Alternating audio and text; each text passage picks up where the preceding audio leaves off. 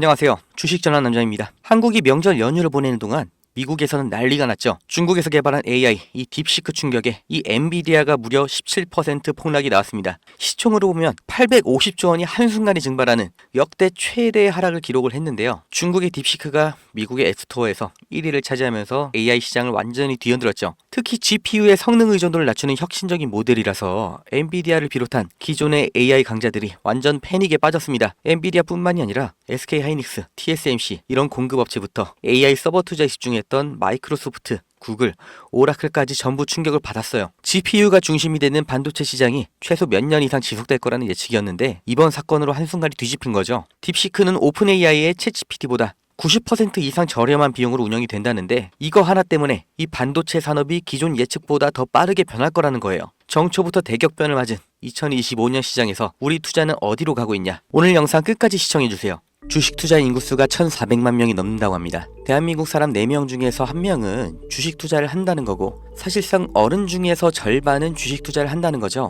이 대한민국 사람들이 다들 주식을 하는 이유가 뭘까요? 주식 투자가 폭발적으로 늘기 시작한 시점, 이 코로나 팬데믹 때부터였죠. 이게 뜻하는 건 하나입니다. 불안이죠. 일자리에 대한 불안, 미래 소득에 대한 불안, 스스로 대비하지 않으면 안 된다는 이 조급함, 그리고 아무리 열심히 일해도 10년, 20년을 일해도 우리는 집 한 채 사지 못한다. 이런 박탈감 때문에 원금 손실이라는 리스크를 감안하고서 주식시장에 아무것도 모른 채 맨손으로 뛰어든 겁니다.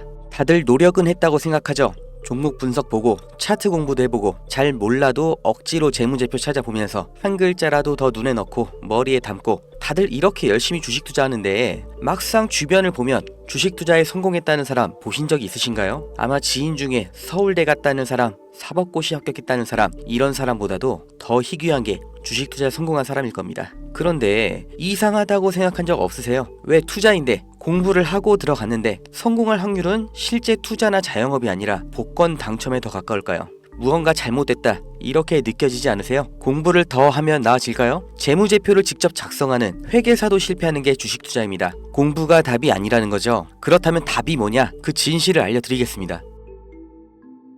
구독자님들, 노력을 안 해서 공부가 부족해서 내가 욕심을 크게 부려서 그래서 주식 투자에 실패한 게 아니에요. 잘못을 해서 실패한 게 아니란 말이에요. 애초에 우리는 속고 있었어요. 이길 수가 없는 싸움판에 맨몸으로 내던져져서 나보다 강하고 무기도 갖고 있고 심지어 이 싸움을 준비하고 있던 누군가와 싸워야 했습니다. 이길 리가 없죠. 한두 명의 운 좋은 사람, 특별한 재능이 있는 그런 사람이 아니라 모든 사람이 다 희생자였을 뿐이에요. 그 범죄자가 누구냐? 코스피, 코스닥입니다. 우리가 아무리 공부하고 좋은 기업을 발굴하고 분석해도 장기 투자를 해도 의미가 없습니다. 이 물적 분할, 기업의 유망한 부분을 찢어서 새 회사로 다시 상장하는 거예요. 아주 대표적인 게 2020년 LG화학에서 배터리 사업부를 분할해서 LG에너지솔루션 설립한 거였죠. 이 배터리, 전기차 시장의 최대 수혜 테마죠. 이 시기 가장 큰 주목을 받고 있었는데 이걸 믿고 LG화학에 투자했던 주주들, 배터리 사업부가 찢겨져 나갔을 때 어떤 보상을 받았나요? 똑같은 사례, 대기업만 해도 줄줄이 있죠. 바로 다음 해 SK이노베이션에서 배터리 사업부 똑같이 물적 분할하면서 SK온 설립했죠.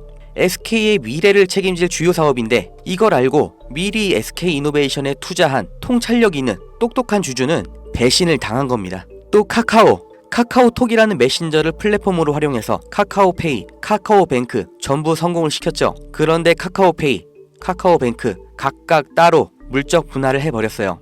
카카오의 주주들은 뭐가 된 거죠? 내가 갖고 있는 주식에서 가장 중요한 부분이 그냥 찢겨져 나간 거예요. 손해는 개미가 봤죠. 오너는 손해를 봤나요? 전혀 아니죠. 10,000원짜리 한 장이었던 게 1,000원짜리 10장이 됐을 뿐이에요. 오히려 나눠먹기, 돌려쓰기 더 편해진 거죠. 일반 주주들, 개미들만 일방적으로 당하는 겁니다. 어떻게 이렇게 뻔뻔하게 할 수가 있어요? 미국에서 이런 짓 하면 박살납니다. 미국 세법에 섹션 355라는 게 있습니다. 물적 분할의 조건을 다른 거예요. 여기 써있죠. 디스트리뷰션, 분할, 스탁, 주식과 증권을 나눌 때, 분할을 할 때 어떻게 해야 되냐? 실질적인 사업 목적이 따로 있어야 되고 최소 5년 이상 독립적으로 운영을 하고 있었어야 되고 자회사 80% 이상의 통제권을 갖고 있어야 되고 분할된 주식도 기존 주주들에게 공정하게 분배를 해야 된다. 이런 여러 가지 조건을 다 만족해야 돼요. 이걸 무시하고 그냥 물적 분할을 하면 바로 엄청난 세금 폭탄이 날아옵니다. 사실상 벌금을 내라는 거예요. 그러니까 미국의 기업들은 물적 분할할 때 아주 철저하게 기준에 맞춰서 하죠. 미국의 대표적인 기업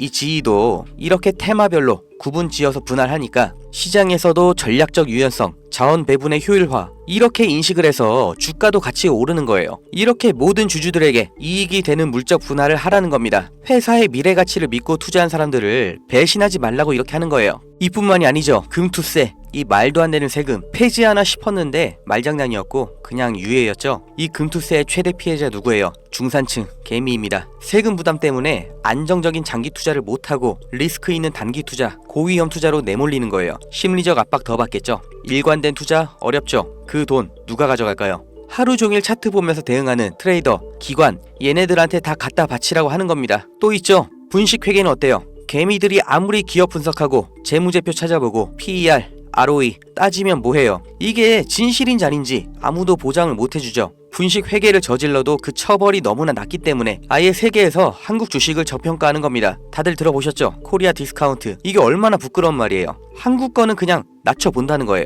미국에서 앨런 사태 벌어졌을 때는 CEO가 24년형, 우리나라에서 대우 사태 때는 형 집행정지, 대통령 특별사면, 대한민국의 모든 상장 기업에 세력이 안 붙은 종목이 없다고 하죠. 저라도 돈이 많으면 주식으로 이렇게 장난치겠어요. 무조건 이기는 게임이잖아요. 있는 사람, 가진 사람들끼리 알아서 판 짜서 해먹고 개미들은 아무리 노력해도 결국 당할 수밖에 없는 이 불합리한 콜로세움, 이게 코스피, 코스닥의 정체입니다. 이 짜여진 판에서 개미가 혼자 준비해봤자 그냥 먹잇감이에요. 그럼 우리는 어떻게 해야 되냐? 그 답을 알려드리겠습니다. 들어오세요. 트럼프가 당선 확정되고 제가 무슨 주식을 샀는지, 환율이 1450원 찍으면 제가 무슨 종목 들어갈 건지 이 안에서 다 보여드립니다. 증명은 제가 할 거고 눈으로 보시고 따라오시면 됩니다. 종목 빼가는 유료방 업자인지 구독자님 맞는지 문자로 확인만 할 거고요. 유료 아닙니다. 대가 없습니다. 가입 이런 거 절대 없어요. 그냥 여기 모이세요. 2290-8285 여기로 문자, 아파트 이렇게 남겨주시면 됩니다. 100만원으로 시작해서 아파트까지 가는 기적 제가 보여드릴게요.